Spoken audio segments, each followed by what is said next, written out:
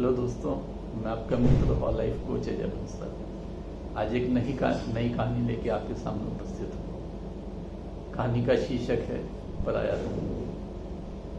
एक बार राजा भोज के दरबार में एक व्यापारी था। उस व्यापारी को बड़ा लॉस हुआ व्यापार में, बिल्कुल उसके घर के बर्तन तक बिक गए। एक दिन एक कुटिल चाल उसके दिमाग में आई। उसने सोचा मैं राजा भोज के पास जाऊंगा। राजा भोज बहुत दानी है और जितना मुझे धन की जरूरत होगी उससे कई गुना ज्यादा धन मांगूंगा। ये सोचकर वो राजा भोज के पास गया। राजा से धन मांगा उसने। राजा ने कहा क्या करोगे?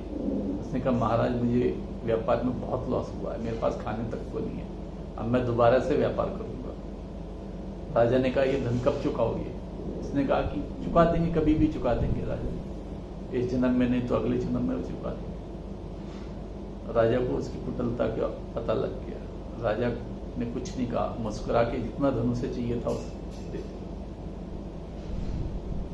वो राजा भोज के यहाँ से निकला तो उसे दूसरे शहर जाना था। रास्ते में रात हो गई तो वो एक किसान के यहाँ उसने कहा कि मैं आपके यहाँ रुकना चाहता हूँ। किसान ने कहा ठीक है, कोई दिक्कत नहीं। अब वो रात को किसान के यहाँ रुक गया।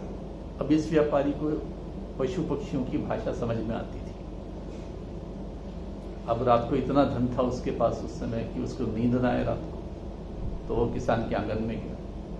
तो किसान के आंगन में गया तो उसने देखा दो बैल आपस में बात कर रहे थे। वो उनकी बात कान लगा के सुनने लगा।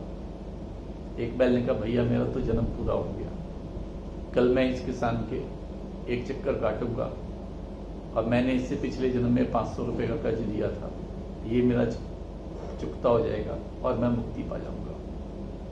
दूसरा बैल बोला भैया मेरे तो इस पे 3000 रुपये मैंने कर्ज दिया था, मुझे तो नहीं दिखाई देता कि मैं काफी समय लगेगा मुझे कर्ज को उतारने में। हाँ, लेकिन अगर ये राजा भोज से शर्त लगाए कि आपके बैल में और मेरे बैल में दौड़ो और जो जीतेगा, मेरा बैल जीतेगा तो राजा मुझे 3000 रुपये देगा, तो मैं वो शर्त जीत जाऊंगा और मैं भी इस जन्म से मुक्ति पा जाऊंगा। बस इसने व्यापारी ने बातें सुनी, कल देखने लगा, आश्चर्य से कल का इंतजार किया। तो कल दोपहर को देखा कि बैल जैसे ही किसान बैल लेके आया, दोनों बैल, एक बैल मर गया जिसका कर्ज पूरा हो गया था। व्यापारी ने ये बात किसान को बताई कि तुम राजा भोज के पास जाओ और उससे शर्त लगाओ कि मेरे बैल और आपके बैल में दौड़ हो जाए और मेरा बैल जीतेगा तो 3000 रुपये की शर्त होगी, 3000 रुपये आप देना, नहीं तो मैं दूंगा 3000। राजा भोज मान गया। दोनों बैल में दौड़ लगी। ये बैल अपनी जान छोड़ के भागा। इसे मालूम था कि आज इसे अपने जीवन का कर्ज पूरा कर लेना है। वो दौड़ जीत गया। जीतते ही उस बैल के भी प्राण उड़ गए। अब इस व्यापारी की आंख खुल गई।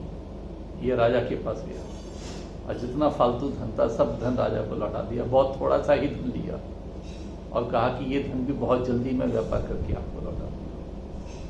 तो दोस्तों, हम भी ध्यान रखें कि किसी का धन, किसी की दौलत हम कभी ना कब्जाएं, कभी भी किसी के धन पे आंख ना जमाएं, कभी भी बेईमानी ना करें किसी के।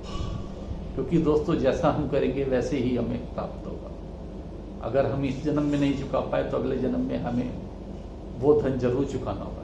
इसलिए दोस्तों, हमेशा मेहनत करें, किसी का दिल ना दुखाएं और यथासंभव दूसरे की सहायता करें। यही मानव जीवन का कर्तव्य है। शुक्रिया दोस्तों, नमस्कार।